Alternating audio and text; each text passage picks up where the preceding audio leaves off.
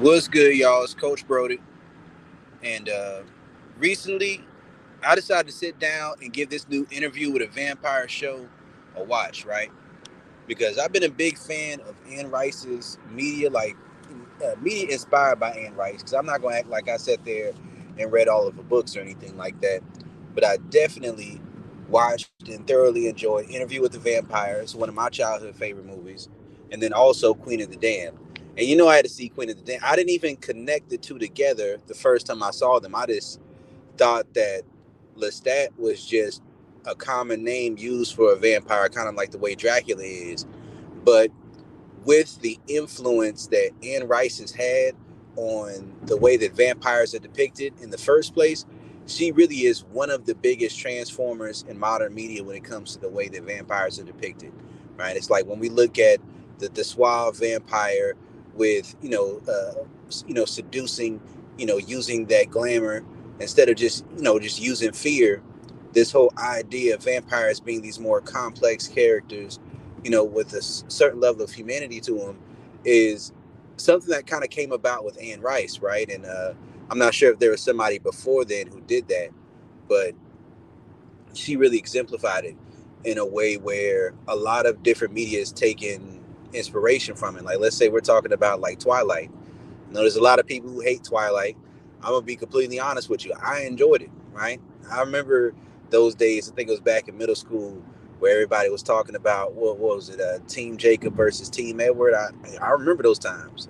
Those were some good times, watching those Twilight movies. I see some of the things people had an issue with about it, but it was still pretty good if you took it for what it's worth instead of what you expected it to be, or try to compare it to Anne Rice like it's supposed to meet up to the standards of Interview with the Vampire. Because if we compare it to that, it definitely isn't going to be that, right? But one thing I want to discuss when it comes to the Vampire Chronicles is just like the Dom sub dynamics of different ways that these things could express the process of integration. These things can express a certain level of aspects of Dom sub dynamics, of seduction, of all these different aspects of human interactions and sociosexual dynamics. And I feel like it's really one of the best examples. It's really one of the best examples because we're really thinking about it. The way that the seductive vampire is expressed is with the fangs being a phallic symbol, right? Glamour and charm being part of that process, right? Part of that process of seduction. When you're looking at, the way that they would give someone a look and glamour them and use this magical ability. When we're looking at the way that they had years and years of experience to where they were just on a godly level when it came to their ability to please their partner, right? When we look at the coldness that it often appeared that they had towards the outside world, right? When we're looking at the sadism and the masochism that would come with the desire that someone had towards a vampire, right? Because if we really think about it, I believe it was a Jordan Peterson video I saw where he was talking about the web search that they did, or the research that they did running the algorithms of, you know, the main things that are searched online. And when it came to women's fantasies, the number one thing on that list of women's fantasies was a vampire, right? I think under that was a werewolf, and then under that, a billionaire, right? And somebody who has great power, but either their own power is something that makes them a danger, and that power that makes them a danger to the outside world or to people that they would come in contact with was something that made them being gentle, or made them being charming, or made them being endearing, something that didn't seem like just weak niceness. You get what I'm saying? It's something that made their allure have an essence of danger about it, an essence of taboo about it, an essence of being alien, being mysterious, an essence of being misunderstood. And I think that was a very powerful concept to think about, right? Very powerful concept to think about, because one thing that you often find is, and I'm not one of those people who tries to run with the narrative that women don't watch porn, because they definitely do. but it is much more of a phenomenon when we talk about how women like to read porn, when it comes to romance novels and things of the like. And oftentimes you'll see, especially fanfics, if you're a big fan of like fan fictions and things like that, those are very big things when it comes to vampires, werewolves, and billionaires. And there are some other things in there too, but those are, I believe, the top three. So the fangs kind of represent a phallic symbol, right? When I talk about my sexual polarity quadrant, those fangs, they represent the dominance, right? The dominance that is inserted. Now, this is something that could come with a certain level of power at times. And the power not only to give pleasure, but also the power to drain life energy out of an individual, right? If you ever looked and went back and saw my video on the demon dig, then you know what I'm talking about, right? But that's one thing that it can do. So one thing that I liked about Anne Rice's Vampire Chronicles, as well as another series, I'm not sure which one it was, but it was not only the initial pain that would come with being bitten, but the euphoria that would come with being bitten and fed on by a vampire. So it wasn't just this painful experience, which meant that a person who, if they were just glamored, then they were bitten, then they may experience this initial feeling of euphoria that would come from being bitten and being drained. And that kind of works like breaking down my cup theory. Like, if you ever heard me talk about cup theory, there's different ways that it works, right? Because people's egos and their desire systems are predicated upon different things, but there tend to be certain similarities or correlations and certain things that are pretty consistent that affect men and women a different way. Men and women a different way. Now, there are always exceptions, but for the most part, this is how it works. There's typically this social contract, right? Now, it used to be more of a social contract. Now that social contract is dead. But that social contract typically used to work on the basis of this. A man would provide that woman, non-sexual access to himself, something non-sexual for something sexual. Now, of course, this wasn't real for everybody, because women have always had sexual desire for some man. It just wasn't always the man that they were with. But when we're thinking about cup theory, we're thinking about what makes an individual feel desired. Then really what's in the cup is self-esteem, right? What's in that cup is validation. Now, you can be an individual who knows how to self-soothe. That's dope. Self-soothing is a powerful thing. That makes you able to make smarter decisions, to not bend out of fear, but it also allows you to maintain your principles when it comes to decisions that you make in forward movement, right? That's why there's the abundance mindsets, that are the feminine submissive and the masculine dominant. Those are the abundance mindsets, because in both of those you have to have the ability to self-soothe, but also there's a certain acceptance of the position that you're playing in a way to where you have an ability to be honest about it, and you have an ability to not feel judged or to judge yourself for the decision that you make, right? It's an acceptance. Like I always say, there's only two ways to avoid wasting your time, especially when it comes to dating relationships, right? It's either to do what it is that you want to do and make yourself attractive for that outcome, or to have the desire to do what someone else wants to do, but to do it from an intrinsic place, not expecting it to go anywhere further than what it is. Now, when you do things that way, you're not wasting your time, because you're enjoying the moment. You're accepting things for what they are. And that doesn't mean that things can never be more than what they are. It just simply means that you're going to learn from this person.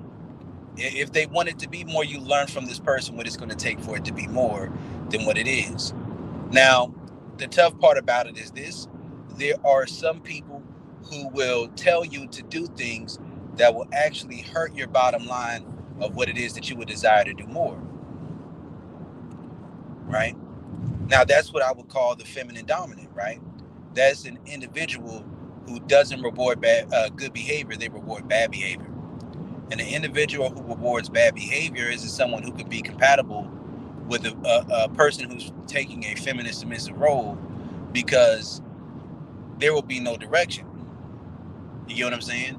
And this isn't a gender thing. You know, a man could be feminine dominant, man could be feminine submissive, man could be masculine submissive, man could be masculine dominant, and a woman can play any of those same roles.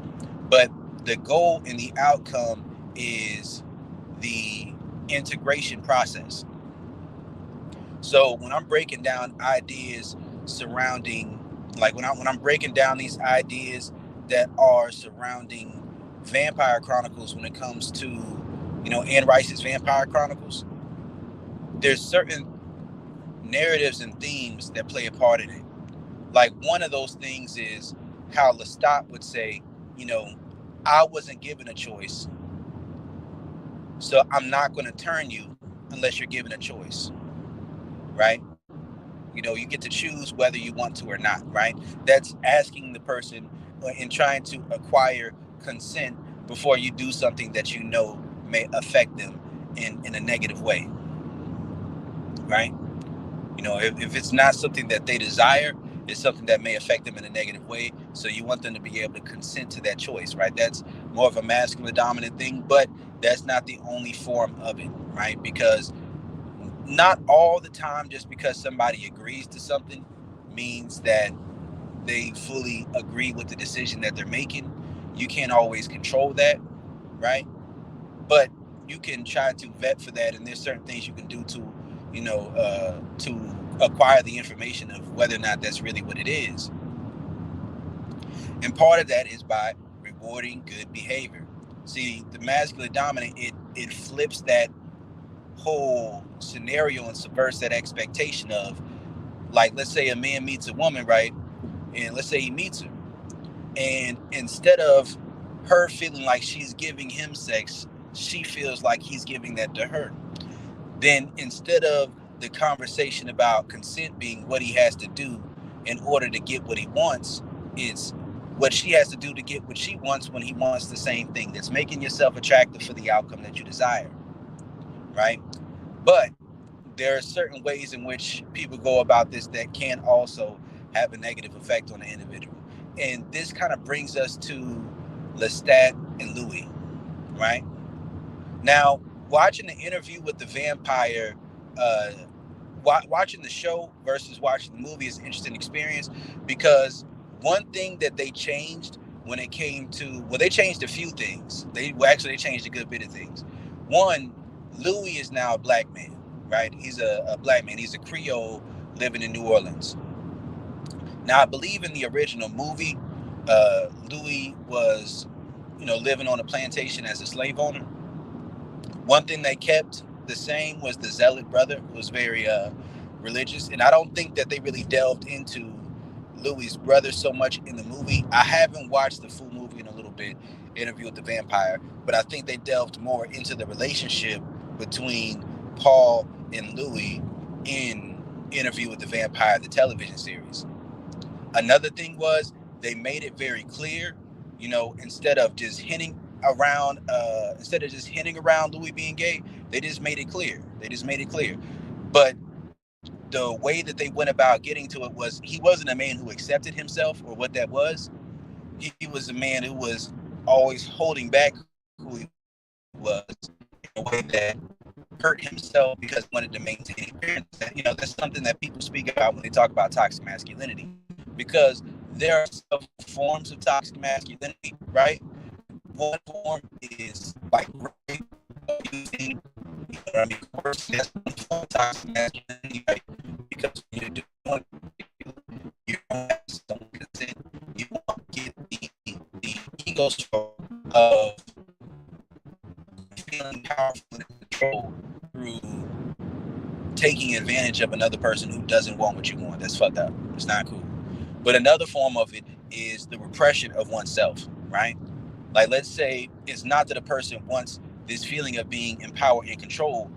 It's just more so that they want this image of being in power and control. And instead of being honest to who they are, they lie about it. It's not cool. But, you know, what do you expect? he was living in New Orleans in, I believe, 1910 in the interview with the Vampire Story. And Louis, his now interesting thing about Louis in this show is that his father, I believe it was his father or some previous generation where his family wealth came from, was a freed slave who then decided to sell slaves. Ain't that some shit?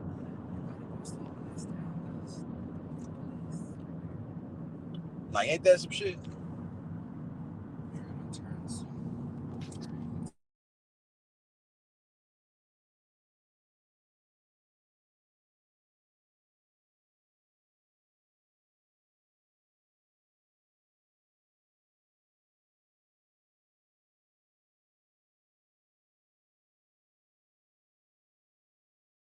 I don't want to.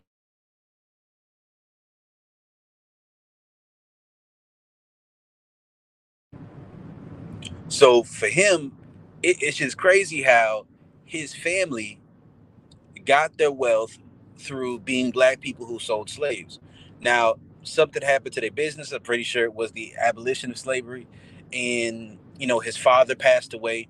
So, and I believe that's the Duloc family, and the way that he took over the responsibility of caring for the family and getting some resources in was he decided to become a pimp.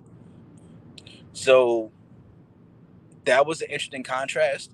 Instead of him being a slaver, they moved it into these times that were more so.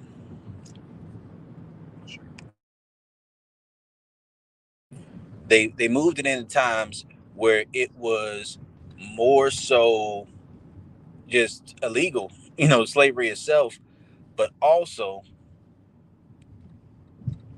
let's see, I'm driving somewhere right now.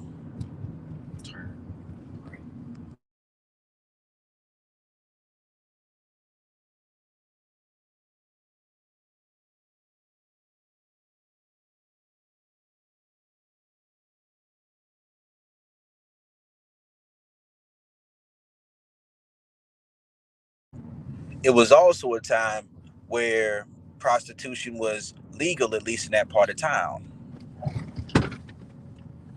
right? So it was pretty much New Orleans' version of the red light district.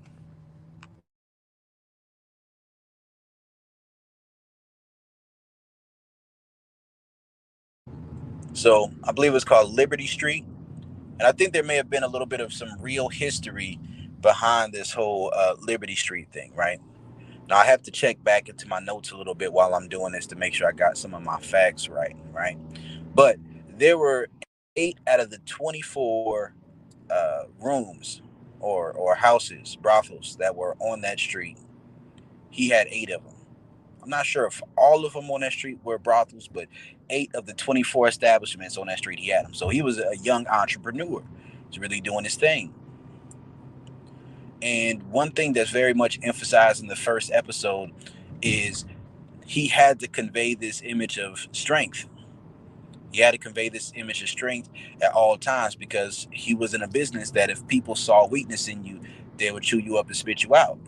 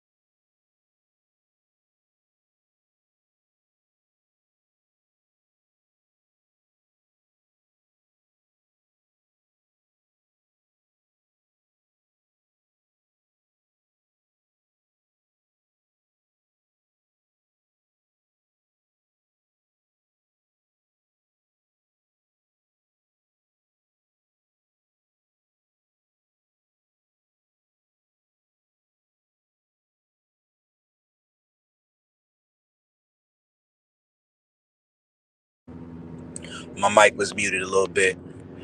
But the next thing to understand is this: it's like his brother, heavy religious zealot, right?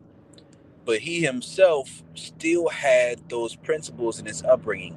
So he never fully accepted the things that he was doing. Like, one thing about Louis is he's a very self-tortured individual, a very conflicted individual, and one who isn't really into accepting too much of anything about himself or the decisions that he makes. So he would rationalize him being a pimp, right? He would rationalize the things he was doing because he needed the money. He was willing to sell himself out. He was willing to sell himself short. And that was really the foundation that his family was built on, being a sellout. Being a black man selling slaves, entirely black family, it's completely a sellout. But one thing that we see in the first episode is the moment that Lestat looks at Louis and he sees the fiery passion that he has when he threatens to stab his own brother. He sees something in Louis. He sees fight, right? He sees someone who feels like an outcast. He sees someone who is defiant against the status quo, right? And when he sees this, he sees strength, right? And the strength that he sees is what causes him to desire to possess Louis. He wanted him. So I believe a meeting was arranged. They met each other. I believe that Louis may have been with Lily at the time because Louis, he just didn't accept himself. He wasn't attracted to women at all. It's not that he was like bisexual and then he was just repressing one side of it. No, he just wasn't attracted to women at all. But he found this prostitute at the whites only brothel named Lily, who he could speak to, and who he could pay for time to go talk to, who would just let him talk and pretty much be like a therapy session for him to an extent, who would keep his secret and not tell anyone.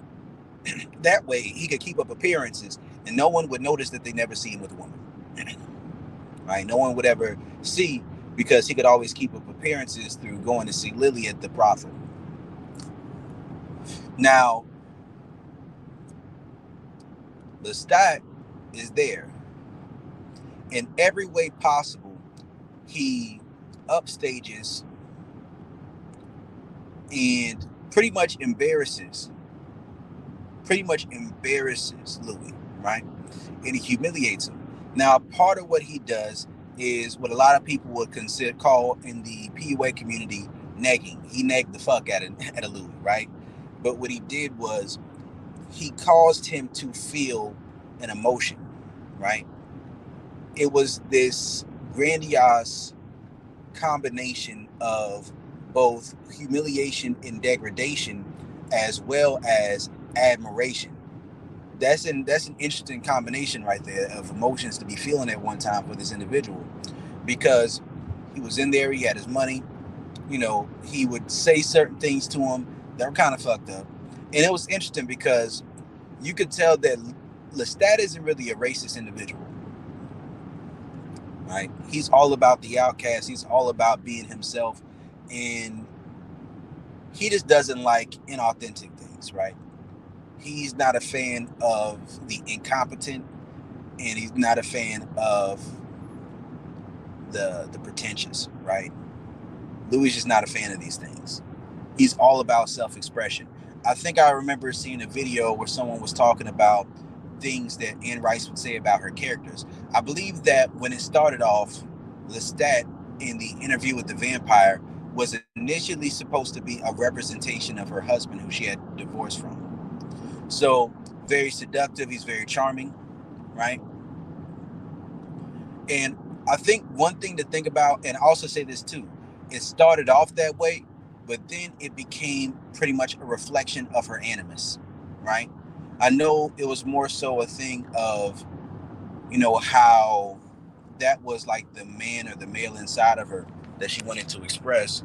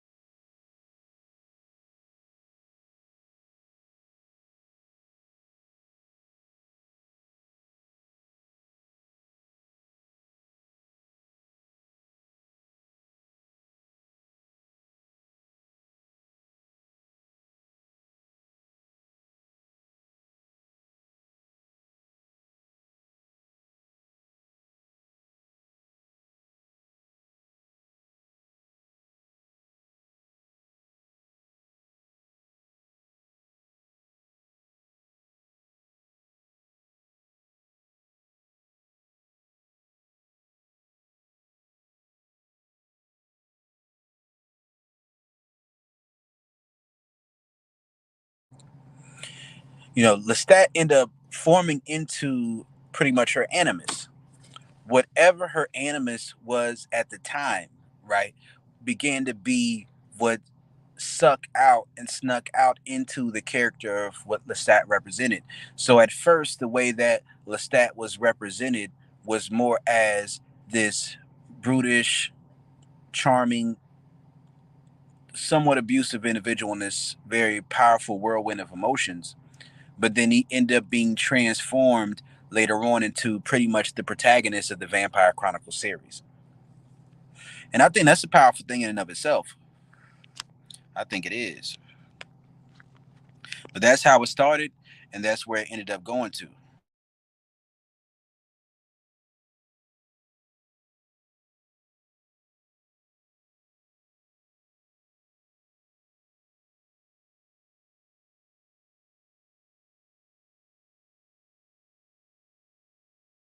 The show starts off with Malloy, right? And Malloy is this journalist. So they changed some things up.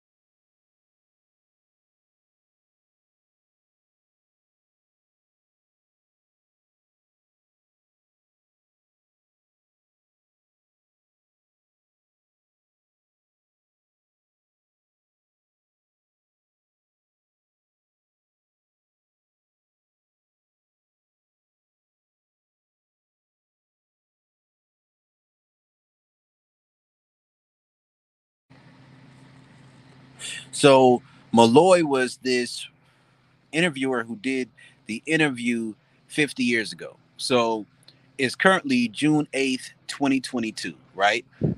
The original interview took place 50 years before then. What was that? 1972, right? So it's a little bit different. In Interview with the Vampire, it's like, let's say that's the original interview between the two, between Malloy and Louis, right? I think that's the original Interview with the Vampire, the movie. But in the show, it becomes more of a matter of the original interview took place in 1972, and this is a follow up interview.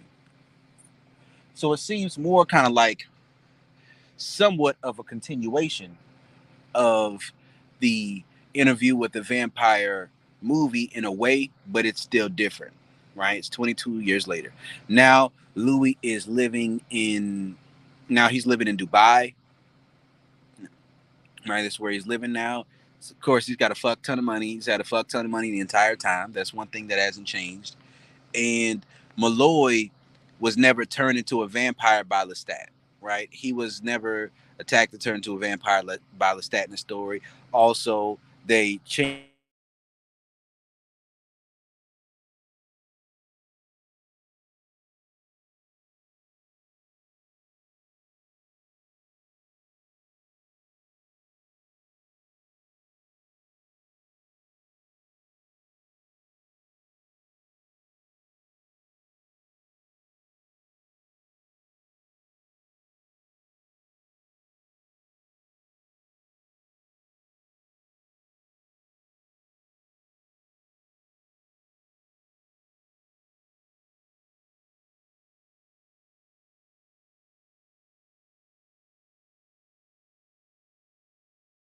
was portrayed so negatively in Interview with the Vampire, right, in the original movie, but in the story of the vampire Lestat and his life, and in Queen of the Damned, he turns into more of a protagonist.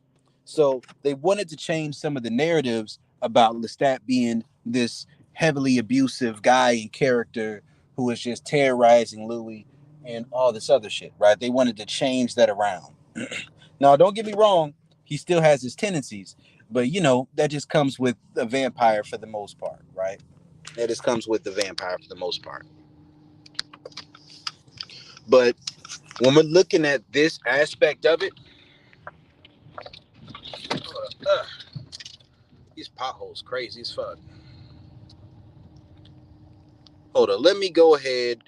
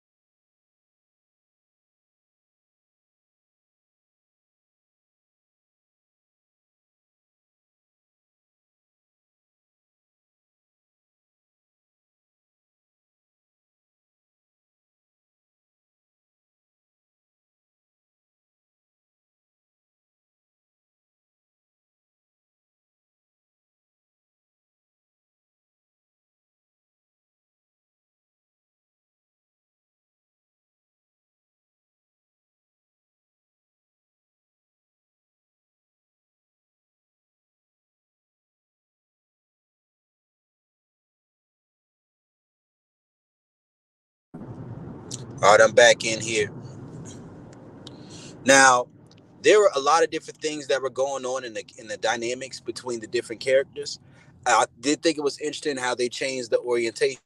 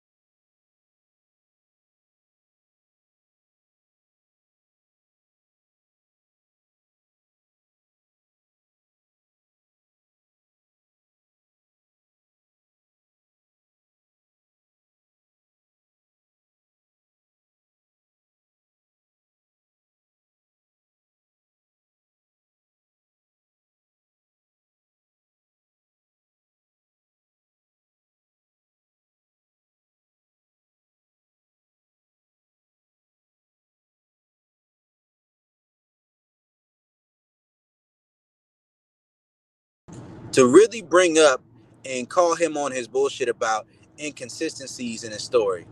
Oh yes, and whoever that is who said, "How do I leave the group?" Just leave. You know, it's not rocket science. It's really not. You know, I made these groups partially to push my content. Also, if you have your own content that you want to push, you're more than welcome to push it. I made these also for self promotion because a lot of groups don't uh, allow self promotion within their groups, right? But at the same time, I'm gonna do me. Since I made this motherfucker, I'm gonna post my stuff and add people. You know, if you see that at everyone and you don't like that and that bothers you, feel welcome to leave. If you have something negative to comment on shit that I post where I add everyone, then I will block you. So, you know, that is how you leave. That is how you leave right there, having something negative to say on a post. So don't worry, when I get time, if you aren't gone already, when I get back to the comment, I'll block you. Cool.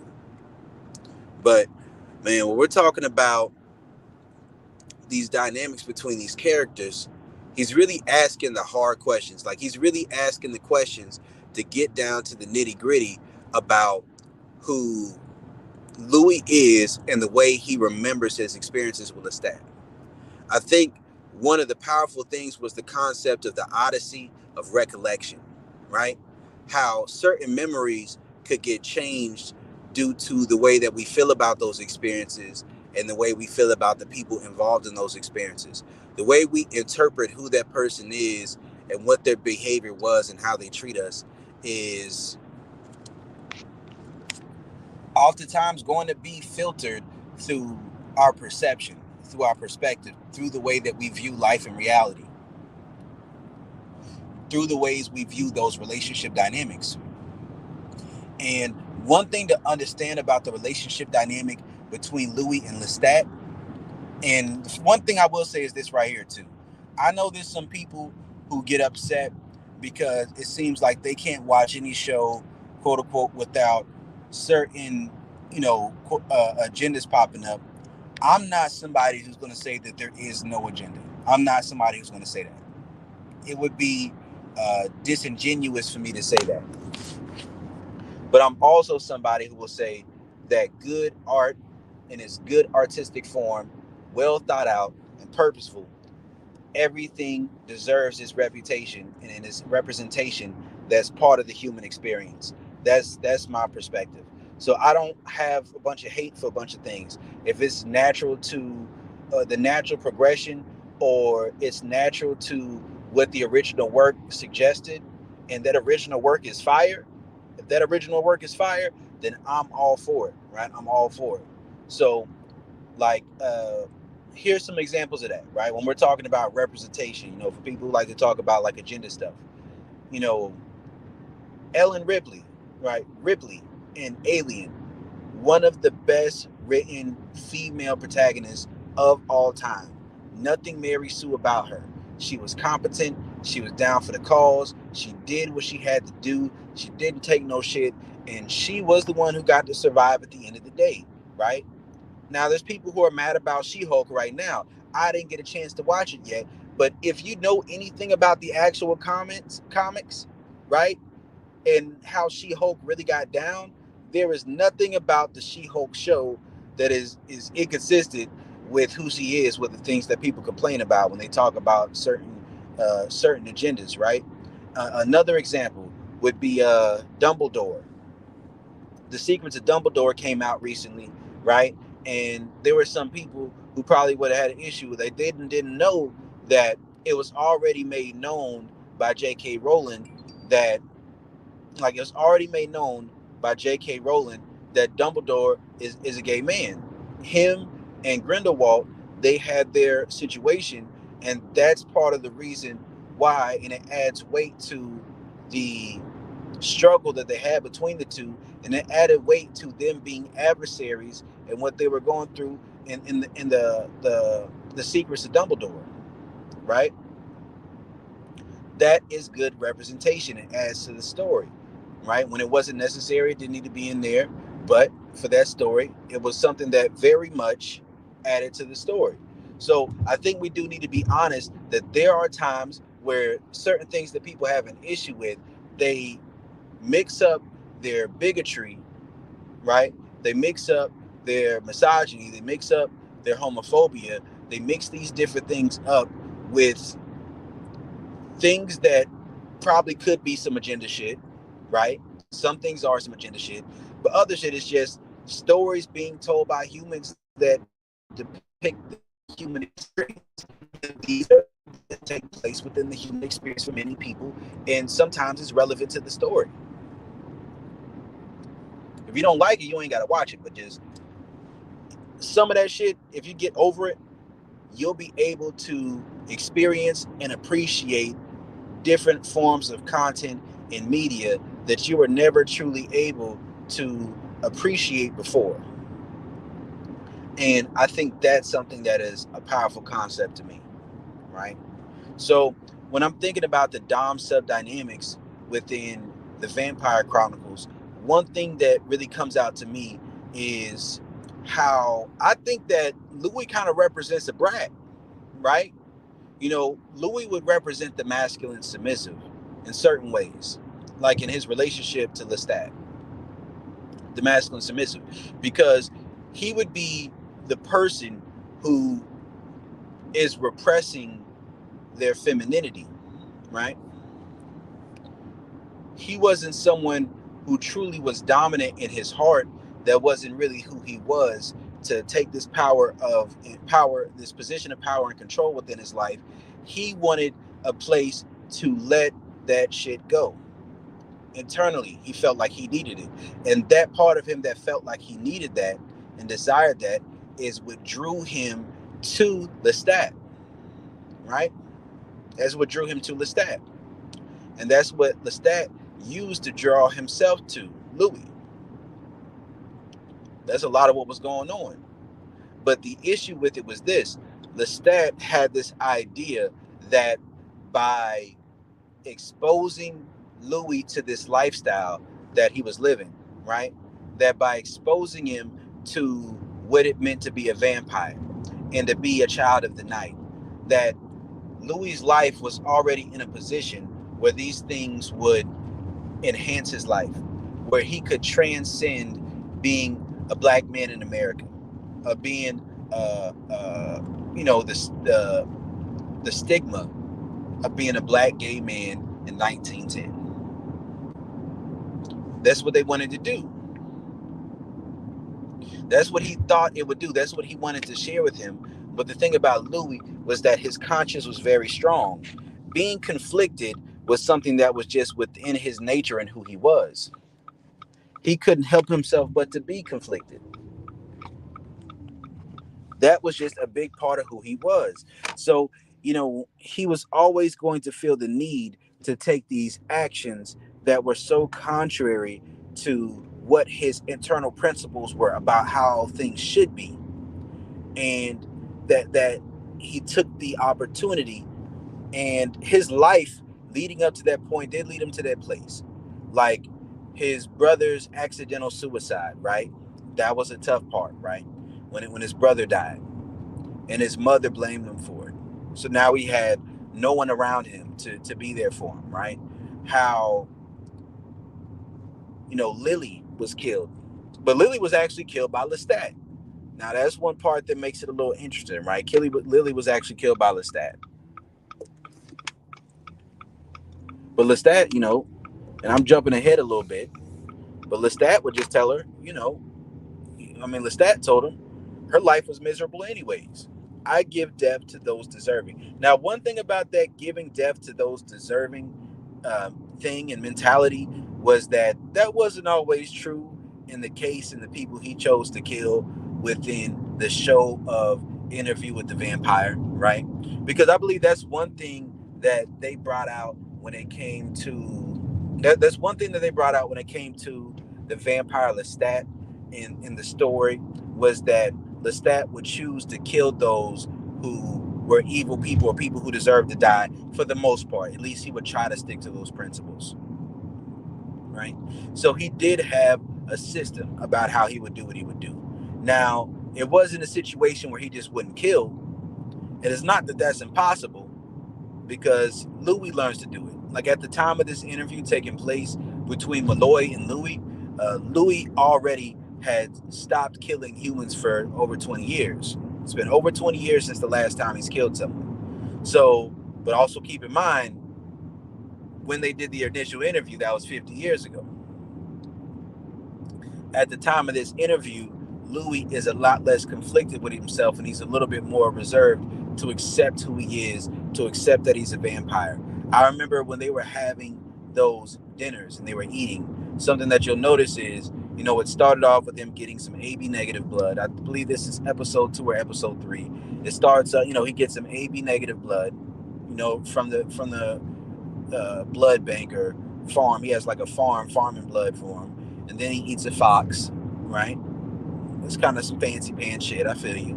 And then he has some dude come in who he bites into him, and he hits him with the light kiss or whatever they call it. I think they called it the light kiss or the soft kiss or the gentle kiss or something like that. It was a phrase that they used to describe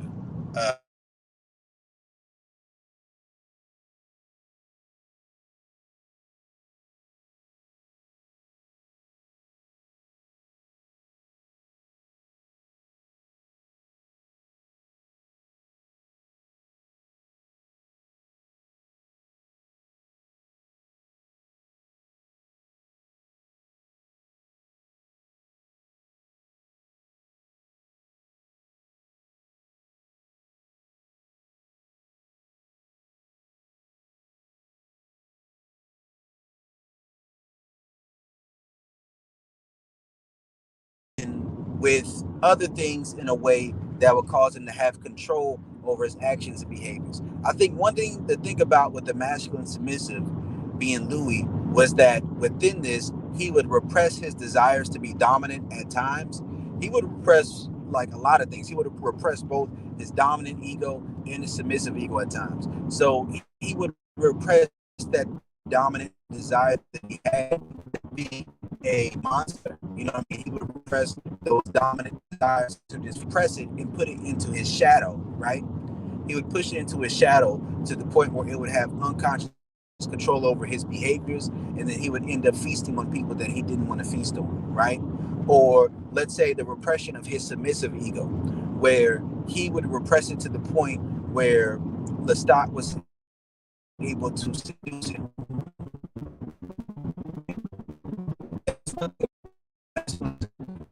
The ability to just be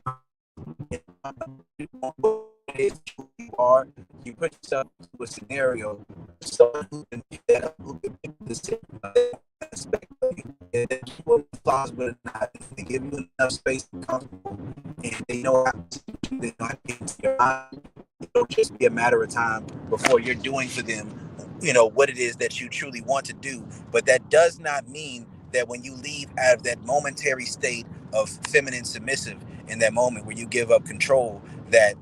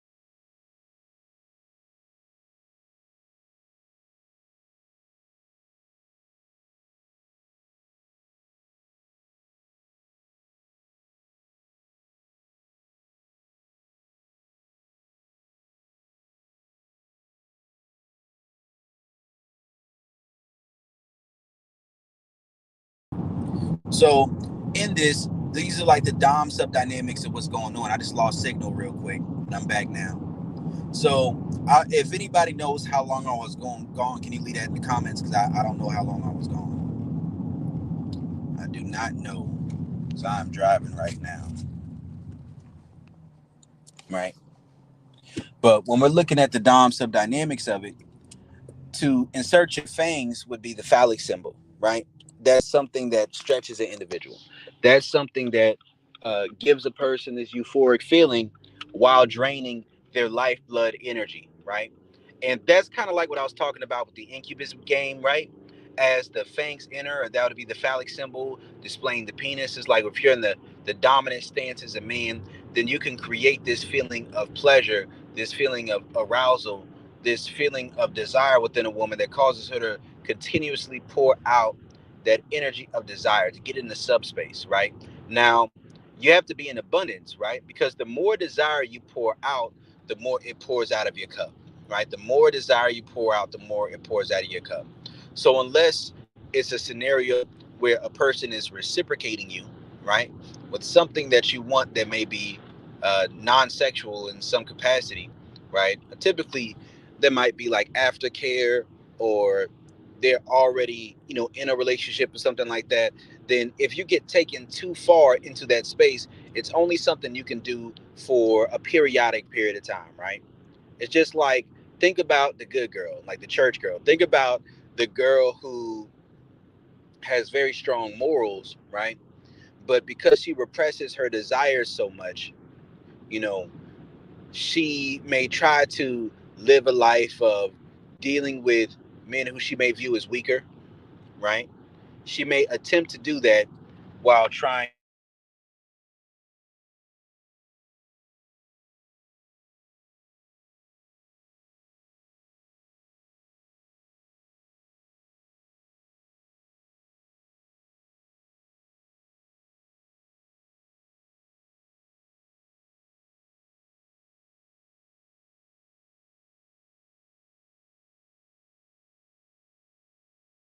this is not a good guy. This is not the type of guy that she should be with in her own mind.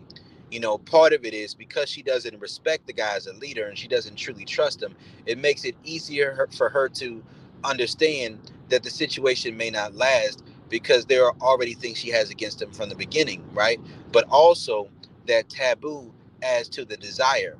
That taboo adds to the thrill. It adds to the thrill of being chased, right? Not chased, but chased, right? And it kind of leads to that gentleman gigolo complex type of thing, right? Where you have the masculine submissive and the feminine dominant. Now, when we're looking at this type of scenario, it's typically somebody who is repressing that desire to enter into subspace, someone who is repressing their desire to tap into the feminine submissive. Because on the smallest level of the feminine submissive, not the highest level, but on the smallest level of one of the highest level, one of the smallest levels of the feminine submissive is basically that subversion of that expectation and that subversion of the idea of viewing sex as something that you give a person, right?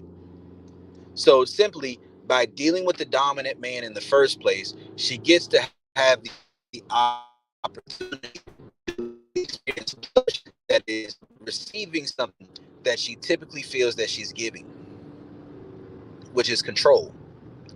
That can often become addictive. But if it's from a harmful individual, a harmful presence, someone who doesn't have good leadership skills, someone who uh, doesn't know how to lead her into his mentality, his mindset, his principles, his program, and simply overrides all of her principles, right? Simply overrides her own desires, her own interests, and just subjugates her to it through seduction or through coercion or through force, then at times how that can work is when she's in that state of mind, when she's having that experience, she gets to have that outlet. She gets to have that experience. She gets to tap into that pleasure. She gets to do something bad in her own mind for a period of time. And that taboo of it intensifies the desire, but it also causes her to be in a position where when she leaves out of that highly filled desire state of mind, there's this feeling of subdrop, right? This is when the masculine submissive deals with a dominant, right? Now, this goes for whether it's a masculine dominant or a feminine dominant to a certain extent. Now, Louis more so plays the role of the feminine dominant. No, I mean, not Louis, Lestat. Lestat plays the role of the feminine dominant to the masculine submissive. See, that's how those two get along because you attract the opposite polarity of what you are. Whatever energy you're moving out of when you're dealing with and interacting with an individual is the opposite energy of what you attract, right? That's the only way it's going to be compatible, right? Because the masculine submissive with the masculine dominant doesn't really work but so much, right? It doesn't really work but so much, right? And the feminine dominant with the feminine submissive, that doesn't really work, right? Doesn't really work because the feminine dominant is going to want to push things so far that the feminine submissive is just going to pour out, pour out, pour out, pour out, and then they're eventually going to get depleted very quickly unless they have a high level of security and self-worth and self-esteem, right? But even then, that femininity is not going to be attracted to the femininity. So that feminine submissive is going to see the lack of leadership skills and abilities within the feminine dominant. Is going to see the behavior. The feminine submissive is going to see that feminine dominance as weakness, and then the feminine submissive is going to ultimately walk away, right? Something important to understand, right? Either they both become two people who are just playing some games and interacting with each other dirty,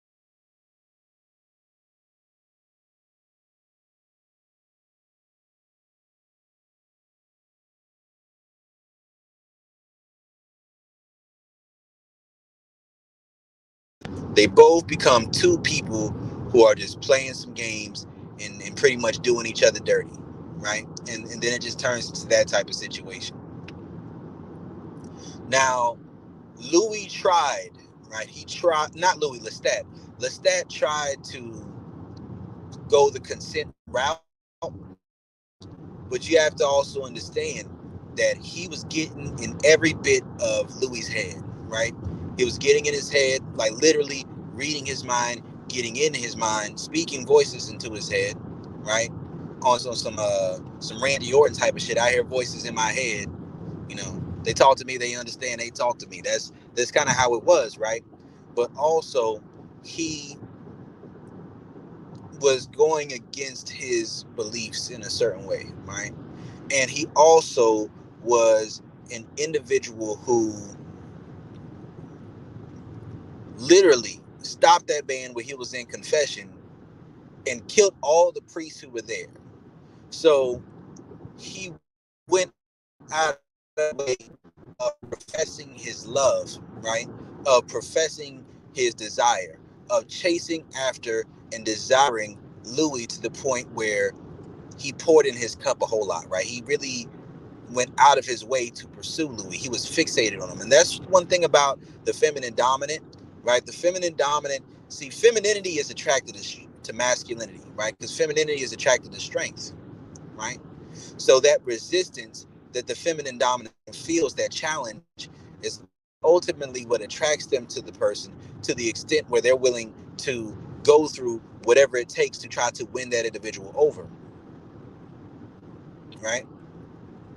That's one thing to understand. That's when they're trying to actually win that individual over. So we understand this is the feminine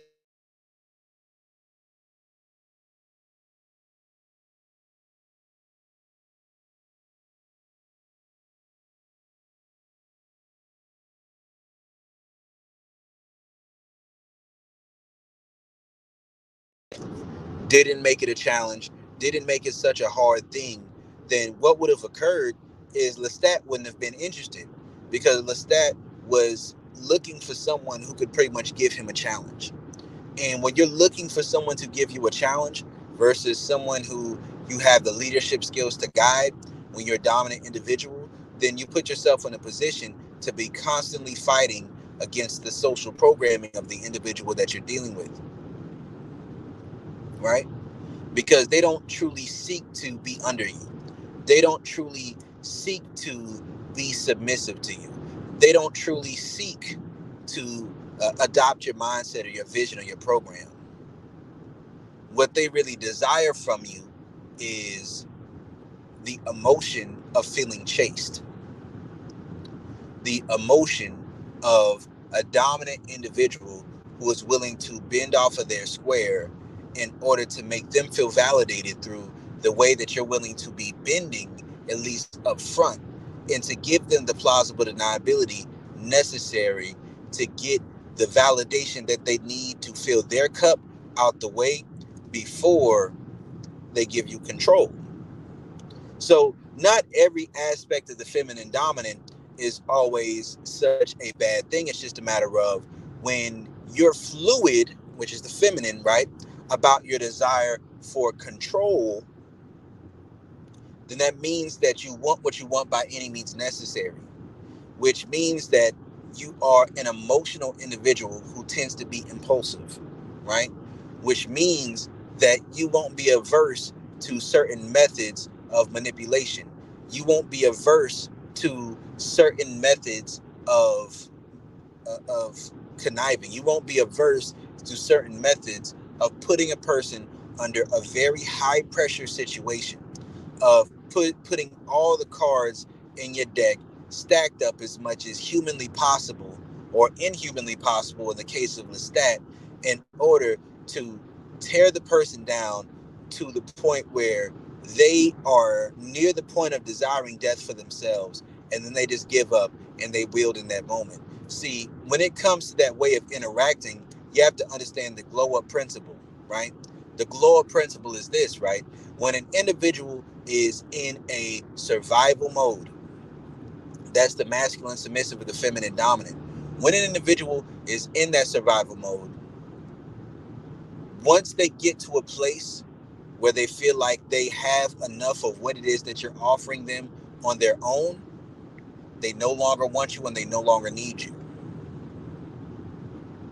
See, Lestat played the role of giving Louis the opportunity to tap into something that he was repressing, right? Not only was he giving Louis the opportunity to tap into something that he was repressing, right?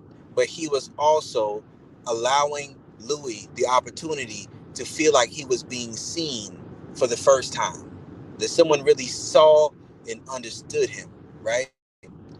Someone who was willing to pour into him and actually understand him and pour into him. And when that happened, it had a certain effect on him. But at the same time, as soon as he reached a place where he wanted to branch out, or he wanted to better understand himself, or he was able to accept himself more, with more self-acceptance came more of the ability to separate himself from Lestat, because it was more of an addiction. You know, even when he was doing his what do you call that? Even when he was doing his confession, right, before Lestat turned him, he was in a position where he was expressing his guilt over a lot of different things. He was expressing his guilt over being a pimp, right? Getting those young girls off the street and letting them think that he was doing something good for them, rationalizing to himself that he was doing a good thing by getting them off the street and pimping, right? He also felt guilt about a variety of things. Another thing was he wasn't comfortable with himself and his sexuality. He wasn't comfortable with it, right? So for him, his experience with Lestat was something that he enjoyed, but the subdrop that he felt, the guilt and shame that he felt because he didn't accept himself for who he really was, caused him to hate Lestat at the same time that he loved him. Now, he never sat there and told Lestat that he loved him back. You know, one thing to understand when it comes to the feminine dominant position is if you're the one who wants control, who's wants power, but you're also the one who's pursuing emotionally, right? You're also the one who is bending on the how you want to do things in order to have control, right? When you're also the one who is always bending up front, but ultimately you want to have your way. When you're that type of individual, right, there's a lot of things that can come with it. There's a lot of things that can come with it. So as Louis would start to get more confident, and as he would start to get even less confident when bad things would happen, or as he would start to lose aspects of his former life, his former way of looking at things and how things were supposed to be, it affected him very negatively, right? He was very hurt. He was very distraught. And I think this also brings it to the topic of talking about, the race relations within the Interview with the Vampire, right? Because Louis and Lestat was an interracial couple. Now, Lestat was more of a, I don't care about race, ethnicity, gender, none of that stuff, right? That's what Lestat was. He didn't give a fuck. It's like if he liked you, he liked you. But in that society, it was still 1910. It was still around that era. Being around that era of time was something that made it difficult, right? It made it difficult because Louis would still have to deal with regular bouts of racism that would transpire, right? Louis had to deal with racism. He had to deal with things that Lestat didn't have to deal with, right? Lestat looked down on it. He scoffed at it. He wasn't a fan of it. But at the same time, he didn't have to deal with that stuff, right? And that's what Louis had to deal with. Another thing was Lestat did give him a false sense of power. When he set the expectation of what it was going to really be like to be a vampire, he set that expectation as if him becoming a vampire would transcend the stigmas that he experienced being a black man in America in business.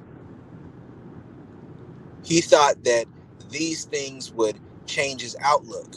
All it did was compound onto his self loathing nature. That's all it did. Compounded directly onto his self loathing nature and caused him to be even more self loathing, right? But he really did come and find him at his weakest and most vulnerable time, right? Now, one thing to understand about about a masculine submissive when they're dealing with a feminine dominant or a masculine submissive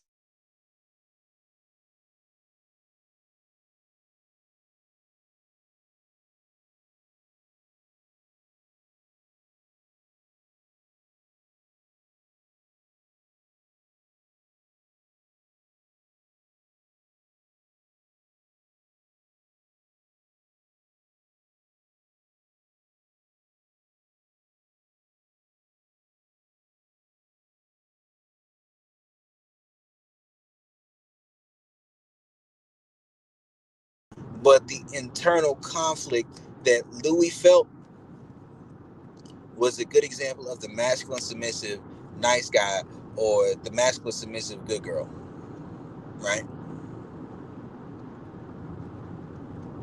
And I think that this is very much represented in the Odyssey of Recollection because within the Odyssey of Recollection and just that concept that's shared, when Louis wanted to go back to having a mentality or to form his own mentality, uh, he had to vilify Lestat and the experiences that he shared with Lestat in order to alleviate himself from the responsibility of choosing someone who he felt was bad. But the truth was, they shared a mutual romance. They both knew what it was, and it wasn't some situation where Lestat was sitting there and holding a knife to the guy's head, right? He wasn't. Now, I'm not going to say that there was no instances that were definitely questionable, because that would be false to say that. But at the very least, I can't go as far as to say that he was sitting there forcing him and giving him no choice. And I think that that's one aspect of things that can transpire that people don't talk about within what's considered like the Me Too movement, right? It's that sometimes things can be on the line, but ultimately agreed to, right? Ultimately, that's what the person wants to do. But due to the guilt and shame that they experience after the fact, it can have a very negative effect. And the only way to alleviate themselves from the shame and guilt of indulging in something that they feel is negative to them, they have to vilify the other person and hyperbolize the effect that them being so desirable had on their decision making skills by calling the individual manipulative or abusive, right? That's just something that occurs at times. And I think that there's a certain maturity level within Interview with the Vampire in the way that Louis is able to overcome the resentment and bitterness that he harbored towards Lestat in their times of being with one another. And he's able to take a step back and look at that scenario and really recognize that that romance was a mutual romance and that he was also a monster. Like one aspect of him also being a monster was that Lestat's lack of repressing his impulses to feed was something that caused him to have the ability to be able to not feed on people he didn't want to feed on, right? To not feed on people he didn't want to feed on.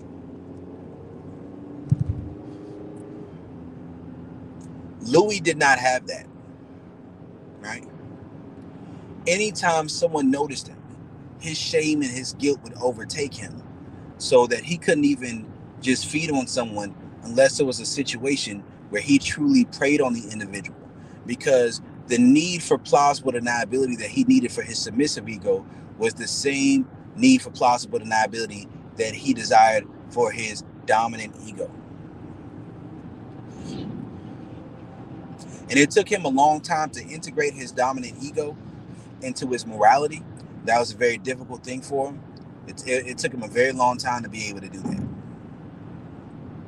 But most vampires will never truly get to that place. I think one aspect of understanding integration when it comes to comparing that to Vampire Chronicles is that the way that a vampire or someone is turned into a vampire within the Vampire Chronicles is through this process of being drained nearly to the point of death, right? And then being fed the lifeblood of the vampire, right? And then they would go through an experience, and then they would be turned. And then after they were turned, they became a fledgling. They received the power. They received a certain level of coldness, not to the extent that people would want it to be, from what they had to go through. But they experienced power, strength. They experienced an outlook of the world. The way that they viewed the world began to change into the way that a vampire views the world once they've been turned. Like the way that they view the world in its entirety changes to the way that vampires view the world, right? Just their eyesight, their hearing, their senses become heightened. Now, a certain level of that is gain, right? That's gain. Because when you're using the biology first approach, to a certain extent, you're playing the role of a pleasure dom, right? Maybe not for everyone, but when you're using the biology first approach, not every masculine dominant is going to use the biology first approach, but when you're using the biology first approach, that's how it works. You never lead with the A game D, meaning that you don't want to oversex that woman too much when you first met her. You don't want to be doing it like multiple times a week with a woman you just met, if your goal is integration. If you're going to drain somebody a good bit, chances are that's not going to be a situation that's going to last sometimes, right? That's something to also keep in mind.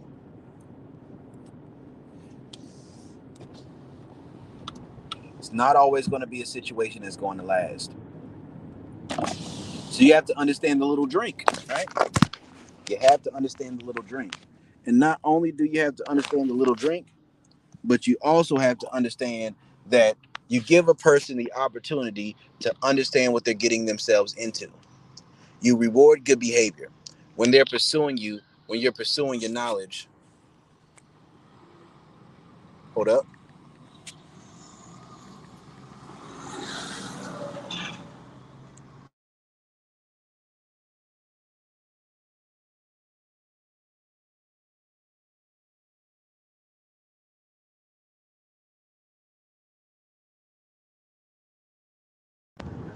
Sexually, right? Especially with the biology first approach, you're permeating out from that experience of being dominant, right? Which is sinking your fangs into them, right? If you're using a biology first approach as a man, right? So you're digging into it, you're digging them guts, you're opening her up to new levels of pleasure and experiences and euphoria that may be beyond what she's experienced before, especially if you know her body, better than most women understand their bodies. If you got the proper equipment, you do your thing. Then as you go through this process, you are opening up her body as well as opening up her mind. And you don't drain her all the way dry, right? You don't drain her all the way dry. You got to understand the little drink. But as she is showing herself as worthy to you, as she's showing a desire to be integrated with you, right? And that's that relationship. As she's desiring to connect herself to you, she wants to belong to you. She wants to be yours, right? That's her being in the feminine submissive energy. She's learning from you. She's receiving from you, right? That integration is where you pour your blood back into her, right? Now, you don't start off with that, right? It's not some quick, she takes one sip, you take one sip, she takes one sip, because that may become more of a transactional type of interaction, right? Just a one-for-one exchange. That is not necessarily what's conducive of the dominant ego. That's not really conducive of that integration through polarity, because you have to stretch her. You have to stretch her, right? As she goes through this process of being stretched sexually, emotionally, mentally, you're pouring your information into her. She gets to make a choice for herself. She desires it. You take things further. Then when she willingly allows over time that cup to begin to drain, and the pleasure that she receives from it is worth it to her,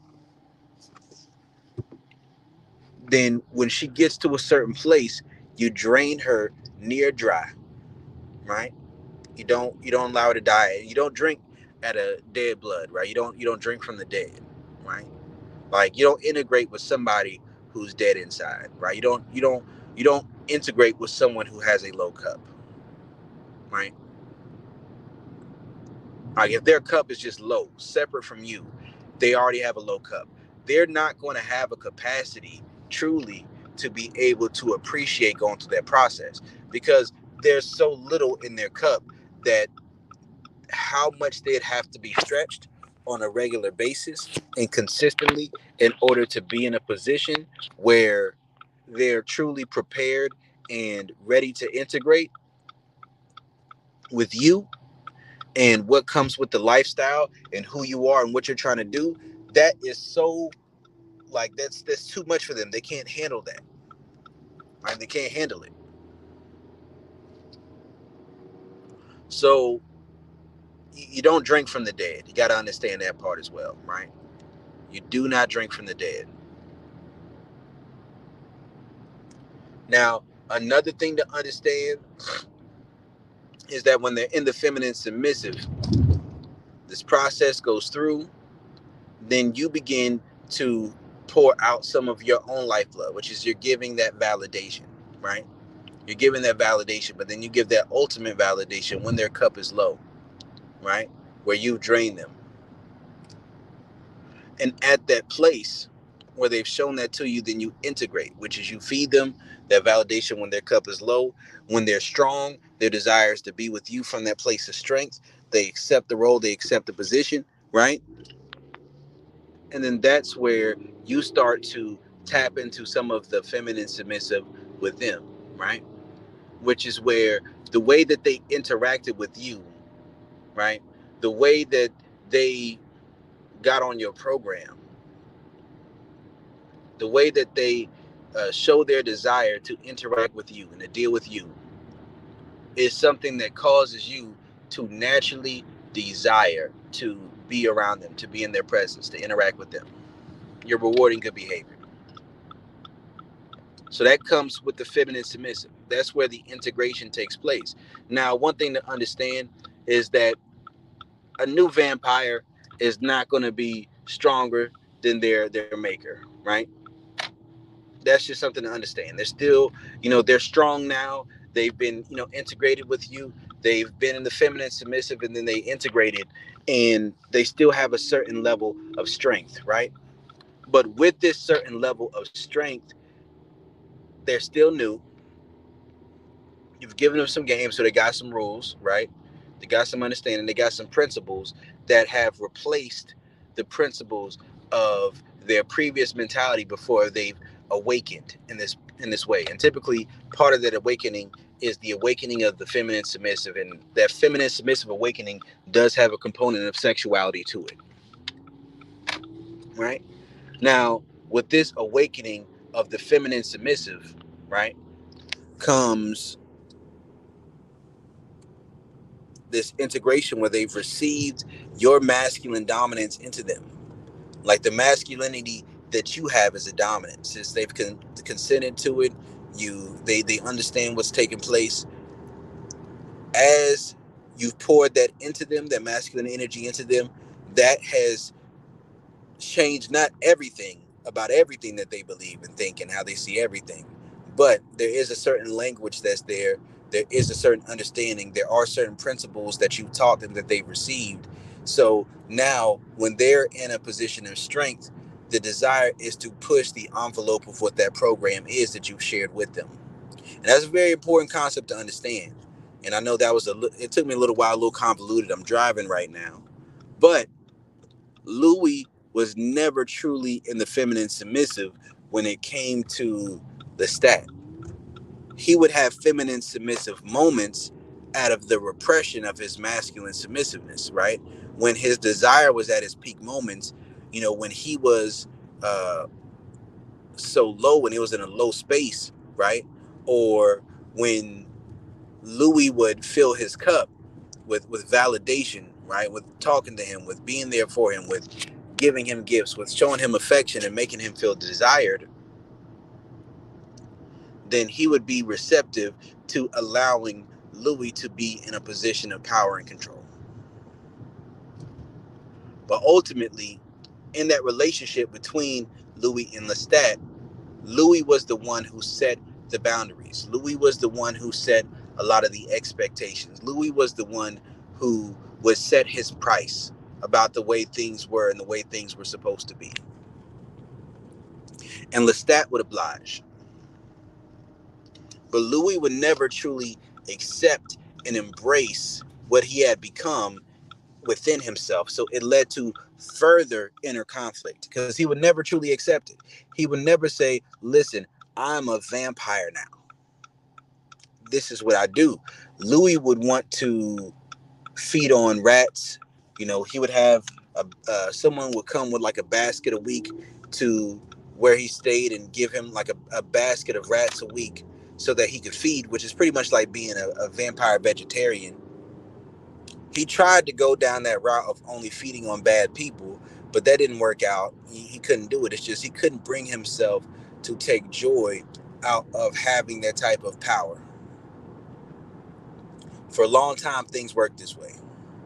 And it would make him so weak at times. Like he would be so weak, right? So weak. Because he wasn't able to do the things that would fill his cup, right? He wasn't able to. because his own fears, his own self conflict, his own self hatred, and also just his principles, his morals, his values wouldn't allow himself to truly see himself as above humans, which is an admirable thing. It is. But that's something that you can see oftentimes with people who have heavy levels of sexual repression, right? With those heavy levels of sexual repression, oftentimes through religious influence and social programming, similar to the repression that Louis experienced sexually as a gay man, and oftentimes, undercover gay man, but also as a vampire, his religious beliefs went so far against this that he would want to practice strength through fighting his urges, fighting his impulses. And that's similar to what happens where you see people who are heavily sexually repressed. And this at times would cause him to make some bad decisions. But it also caused him to become very weak because he wasn't feeding on human blood. Because he wasn't feeding on human blood, he started getting very weak. He didn't have a lot of strength to do a lot of things. Of course, uh, Lestat was still feeding, so Lestat was still strong. But this cut into Louis' libido, right? His cup got low and his libido got low. So, Louis did his own thing, right? I mean, Lestat did his own thing. He would have the different people that he would sleep with, right? Because he was poly. He was poly and he was bi. That's what Lestat was. And Louis' libido got so low that he just kind of had to accept that Lestat was going to do what he was going to do, right? And then he came to Lestat one day and he was like, "Am I not enough? Am I not enough for you?" And one interesting thing to think about when it came to Lestat was Lestat got excited about this because he felt like this is a sign of Louis caring. Now, one thing is this right here. Louis did have a certain level of care, but he only expressed this care through, or he only expressed oftentimes his care and his emotion through frustration of some sort, right? Only through frustration of some sort. That's how he expressed it. So when he expressed feeling insecure about the fact that that Lestat was having sex with other people, he wanted to make things even. He wanted to make things equal, right? He wanted to, break that situation down and really think about it and put it in his mind. And he wanted to have that discussion. Now, the thing to understand about Louis wasn't necessarily someone who was uh, built for the poly lifestyle. Louis was more of a monogamy oriented individual.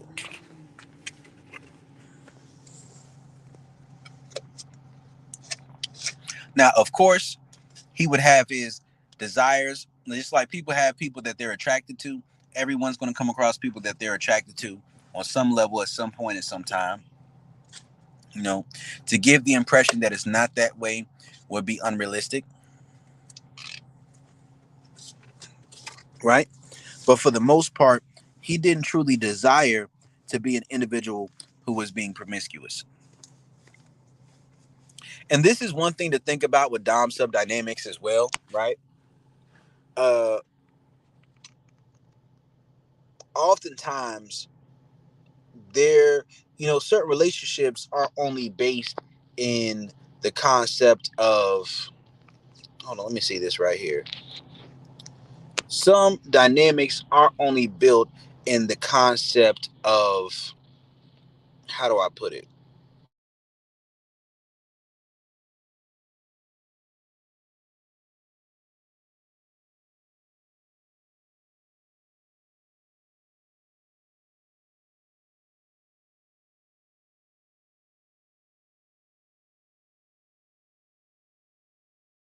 At things on a basis of primary partnerships. And I also look at things on a basis of each individual person's orientation. Each individual person's orientation.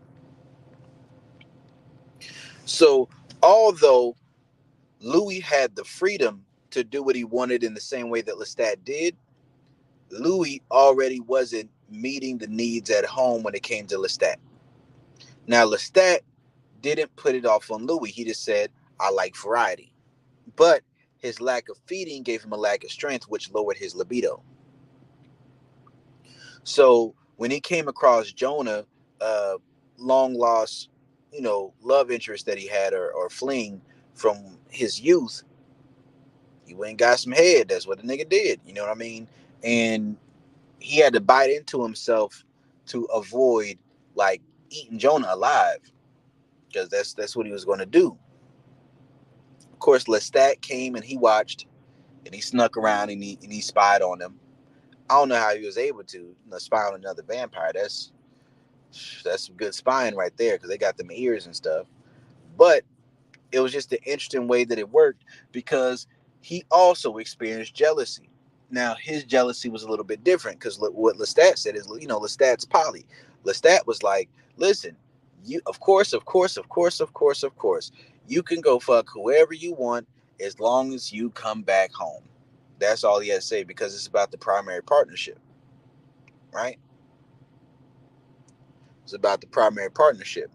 But Louis kind of only did that out of spite.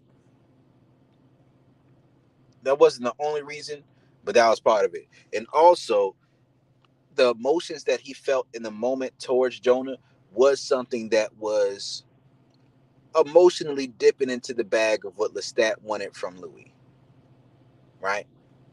And that's where it kind of became an issue between them. Now, they didn't really show too much of the resolution of it. They really didn't show too much of it. But what they went to next was Lestat, in his jealousy, he brought a whole bunch of niggas to the house, right? A whole bunch of dudes who was in the army, in the military, and he used glamour on them. One thing about this show right here is that in this particular show, they appear to be hyping up the powers of these individuals. Like in this particular show, they tend to be taking the powers and abilities that the vampires had in the novels and in the shows. I mean, in the movies that they had, like Queen of the Damned and Interview with the Vampire, and the novels. They took those powers to a whole other level, because I don't recall any vampire having the true ability to stop or slow down time. That's some other shit. You know, it's cool. It's definitely cool. They gave Louis the ability to create fire. They gave Lestat the ability to fly. Lestat hasn't even met Akasha yet, so I don't know where he's getting these powers from. And then they gave him the ability to use glamour and to use this control on a whole room full of people at the same time. His ears bled, of course, but you know that was an interesting thing that they gave him that ability. That ability seems above what his power level should be at the time, because he's only like 150 years old when he meets Louis. And yes, he has, I believe, the blood of Magnus, but I don't believe he doesn't have the blood of Akasha yet, and that's where he really gets power, right? So that's one thing to think about. That power does seem a little bit over where it really should be, based off of his level of power at the time, or his age and the blood that he's already consumed from powerful vampires. They didn't give too much resolution to that, like what happened after that on that particular story, but it was interesting just to see those powers, and also just to see the dynamics of how they felt about it, of how they felt about that whole situation.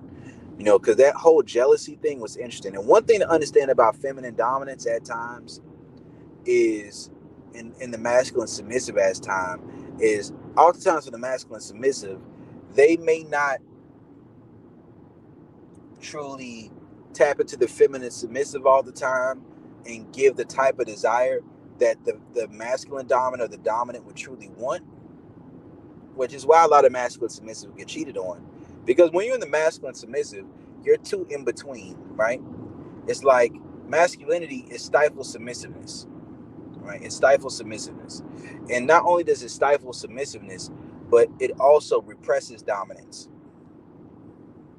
right? So it's like this very reserved measure of giving up control that doesn't fully satiate the ego and the desire of a masculine dominant individual, or of a dominant individual, period. So it was one of those situations where you take what you can get, because Louis was such a challenge, right? He was such a challenge to Lestat that just him experiencing jealousy at all for what he did was worth it, right?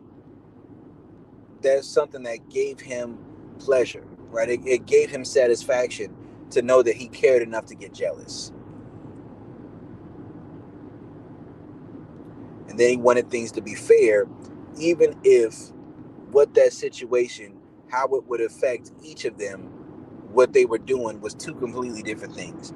Like how having sex with other people would affect Lestat was completely different than how having sex with other people would affect Louis. And I'll say this right here too, right? For me personally, I believe in primary partnerships. Uh, Other people look at this different, but I'll say this: if you don't have the libido to keep up with your primary partner, then by sleep with other people, you're taking food out of your partner's mouth. I'm talking about this dom sub dynamic shit, right?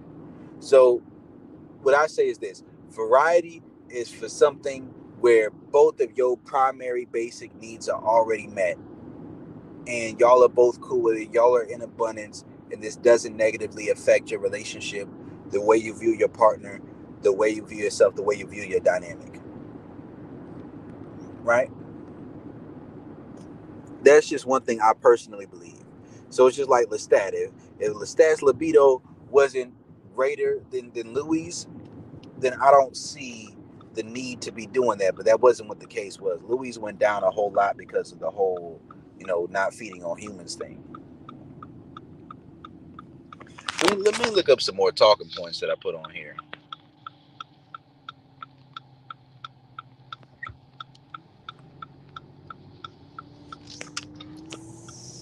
Now, another thing that I put on here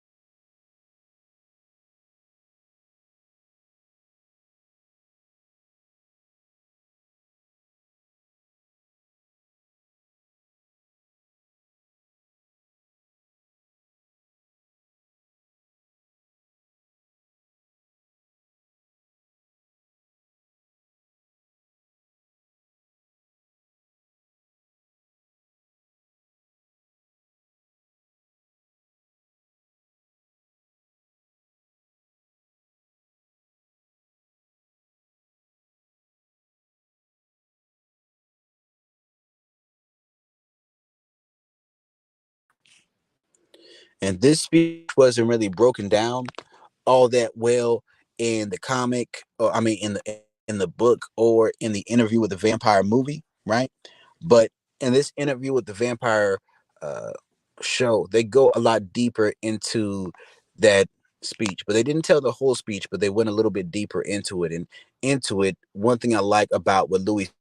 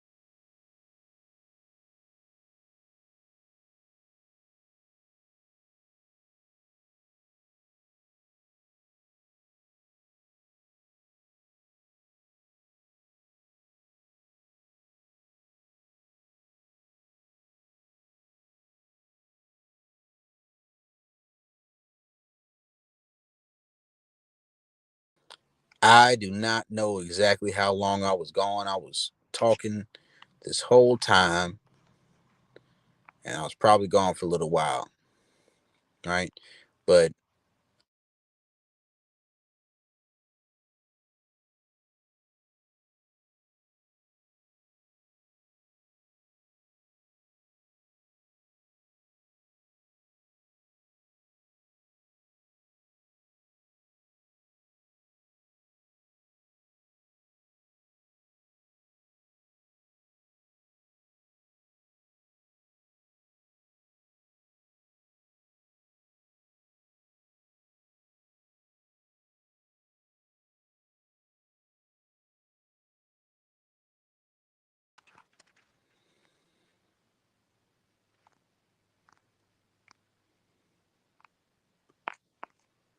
let's see if we're having any issues streaming right now. See if there are any issues.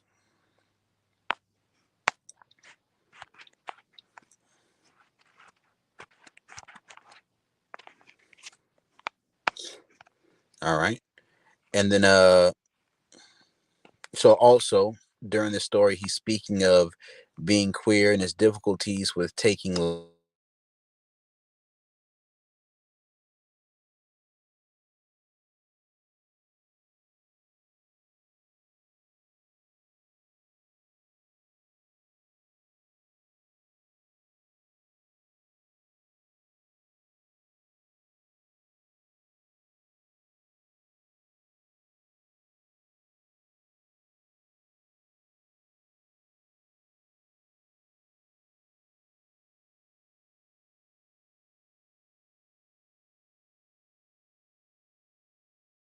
they wanted to leave from the underground and start to live their lives out in the open.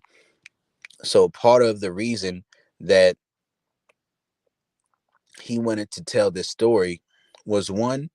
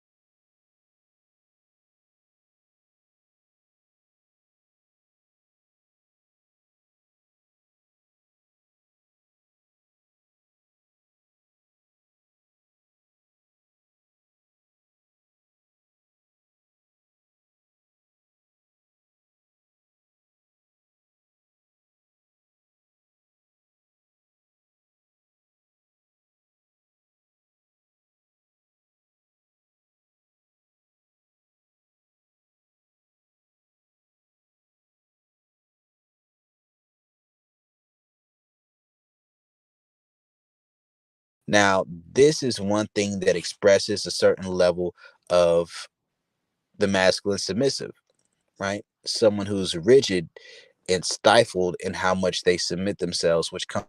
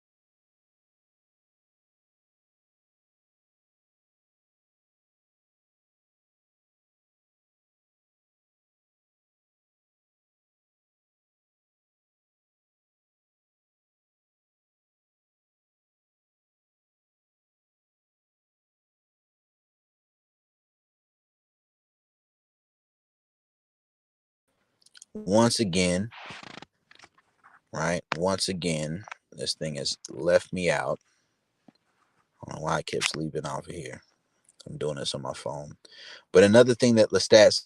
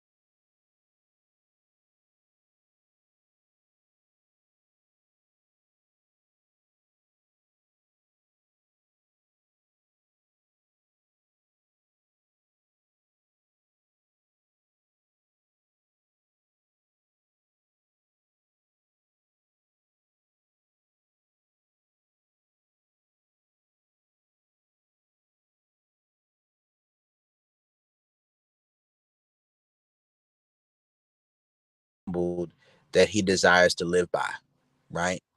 So giving himself over fully to his vampire nature would not do it. He would need to integrate because he understands that the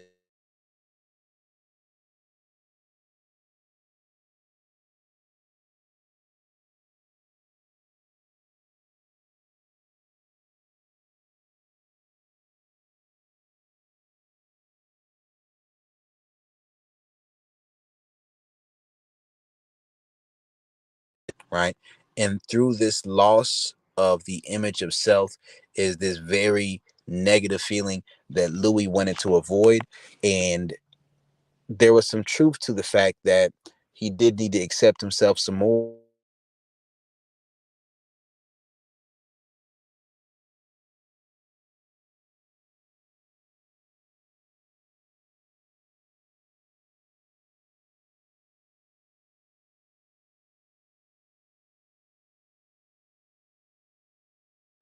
Like in episode two, there is this moment where Louis wants to begin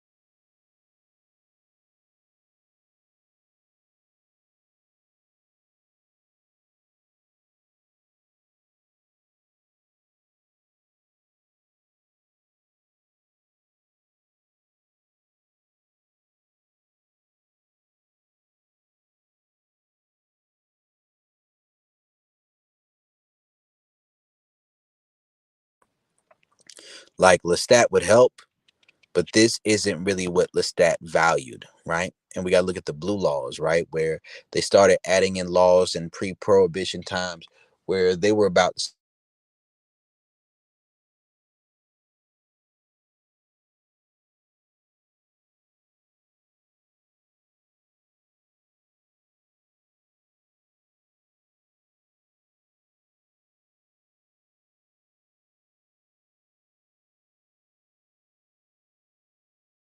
the the the, the white people who were in the same businesses to make their transitions over into something else.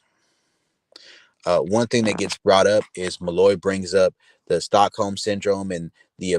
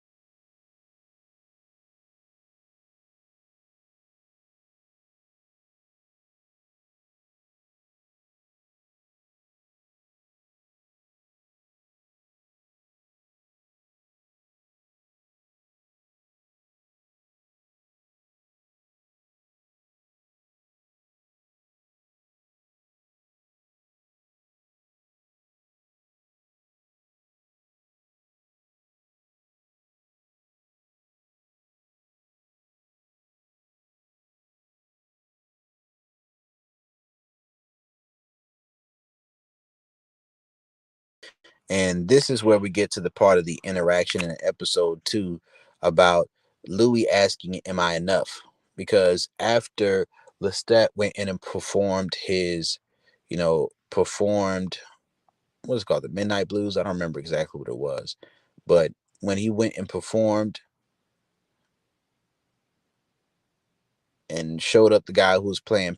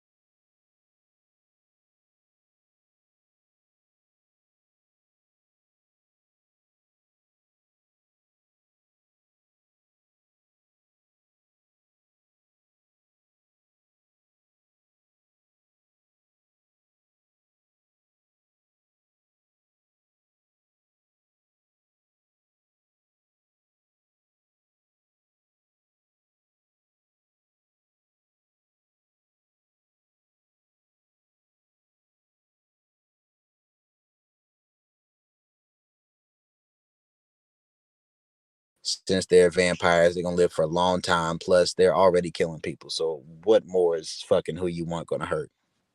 And then, Louis says, "So I can fuck whoever I want."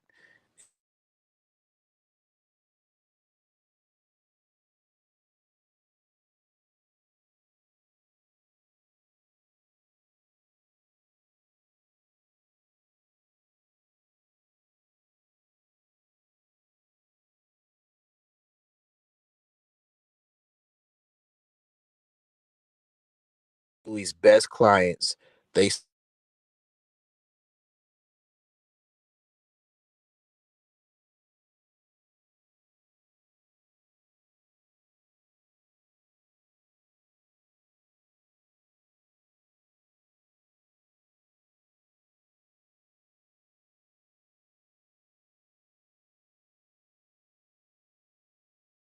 to retaliate was a very powerful concept to think about, because even now, if you're strong enough, you can retaliate against certain things as a black man. But when things are systematic, one person being strong isn't going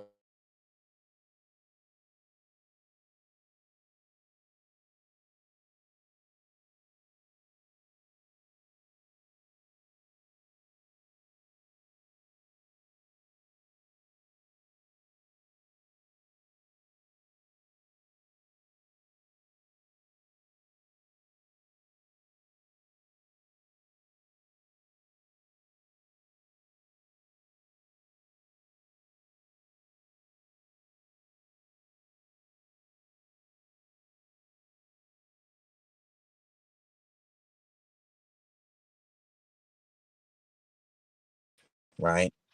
How different thoughts and feelings that people have at times are going to be filtered through the way that they remember those experiences. There's a lot of thoughts and things that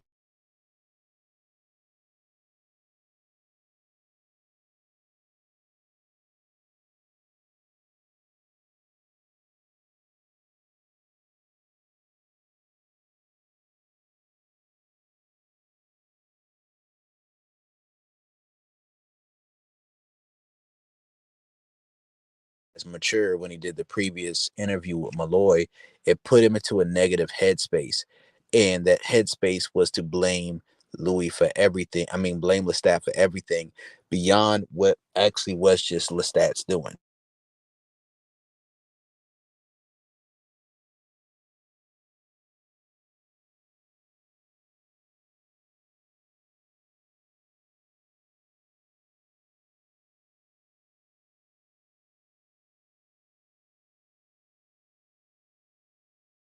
Into how the fourth episode is going to be with Claudia.